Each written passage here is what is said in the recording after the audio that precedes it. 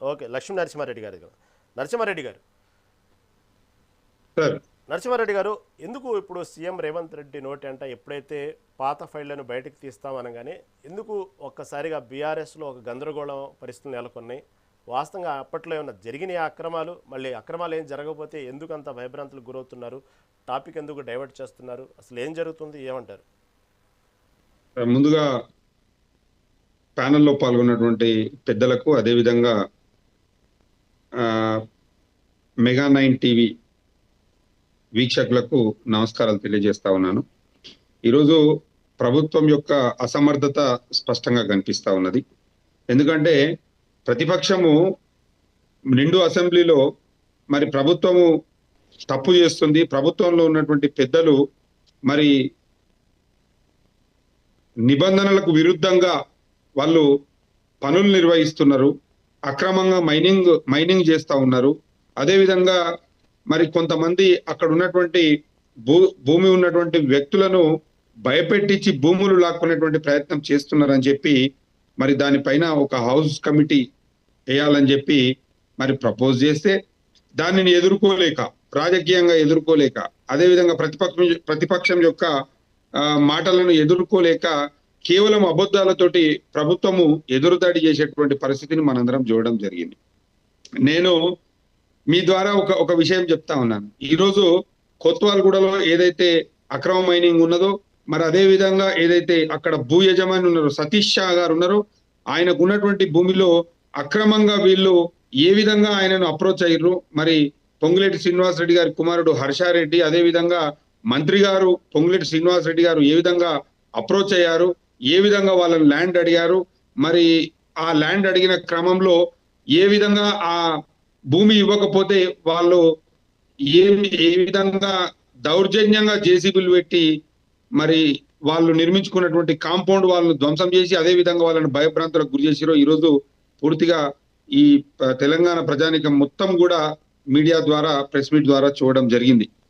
నేనేమంటున్నానంటే, మేము ఏదైతే అడిగినామో హౌస్ కమిటీ వేయాలని అడిగినామో మరి దానిపైన నిజాలు వెలికి తీయాలి, దాంట్లో జరిగినటువంటి అక్రమాలను బయట పెట్టాలని చెప్పి ఉద్దేశంతో ఏదైతే అడిగినామో మరి ముఖ్యమంత్రి గారు గడిచినటువంటి 2014 నుంచి ఏదైతే ఉన్నదో గడిచిన బీఆర్ఎస్ హయాంలో జరిగినటువంటి అన్ని మైనింగ్ల మీద కూడా సిబిసిఐడి ఎంక్వైరీ చేపిస్తా అని చెప్పి చెప్పడం జరిగింది.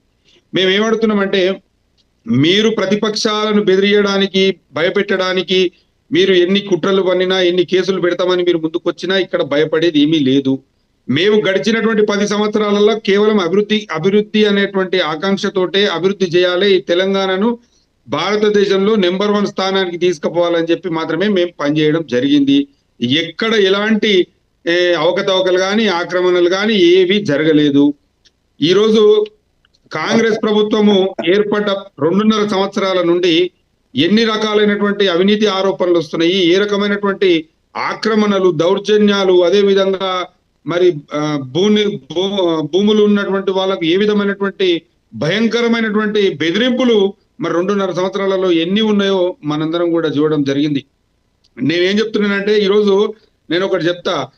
నిన్న మొన్న ఒక ఆయన బంగారం వేసుకొని తిరుగుతున్నాడు చూడు, గోల్డ్ మ్యాన్ అని చెప్పి. ఆ గోల్డ్ మ్యాన్ దగ్గర గోల్డ్ ఎంత లేదో అదెంత నిజమో ఇవాళ ప్రభుత్వం మాట్లాడేటువంటి ఏ మాటలలో కూడా నిజం లేదనేది కూడా అంతే సత్యం.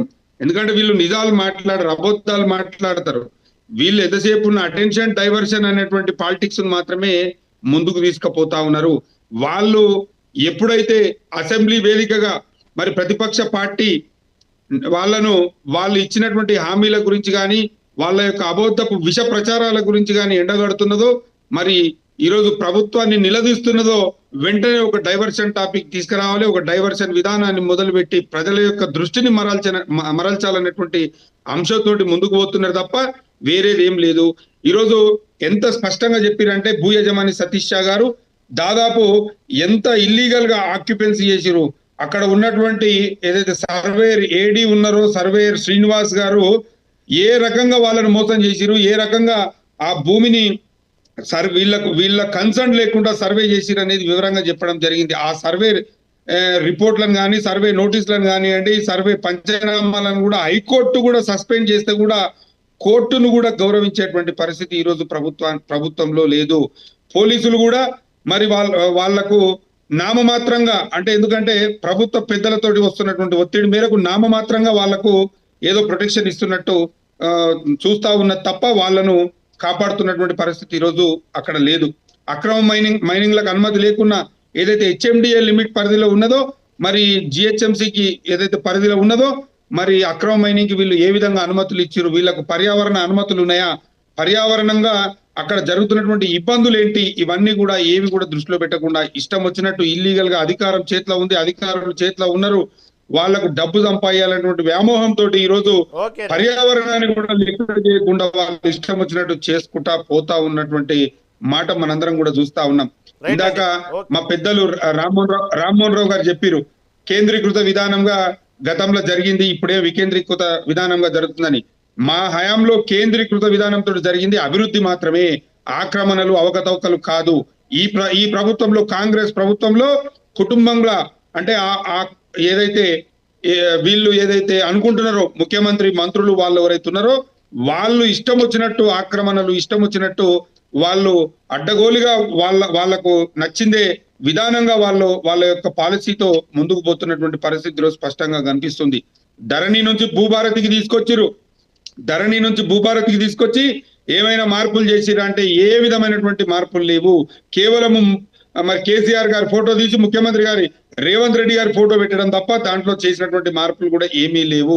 ఇవాళ నేను మీ ద్వారా ఒక విషయం చెప్తా ఉన్నాను, గతంలో ఎవరైనా భూమి రిజిస్ట్రేషన్ చేసుకుంటే రెండు వారాలలో పట్టాదారు పాస్బుక్ వస్తుండే, కానీ ఈ రోజు భూభారతి ద్వారా రిజిస్ట్రేషన్ చేసుకుంటే 6 నెలలు కావస్తుంది. 6 నెలలైనా కానీ పట్టాదారు పాస్ పుస్తకం రాక వాళ్ళు ప్రజలు పడుతున్నటువంటి ఇబ్బందులు ఈ రోజు మనం ఎంఆర్ఓ ఆఫీసుల దగ్గరికి పోతే స్పష్టంగా కనిపిస్తుంది. ఈ ప్రభుత్వం కేవలం మాటలు చెప్పేటువంటి పరిస్థితి కనిపిస్తా ఉంది, పని చేసేటువంటి పరిస్థితి స్పష్టంగా. నరసింహారెడ్డి గారు మళ్ళీ మాట్లాడదాం, మీకు అవకాశం ఇస్తాను. భూభారతి మీద మళ్ళీ అడుగుదాం, వెంకటస్వామి గారిని కూడా అడుగుదాం. మనకు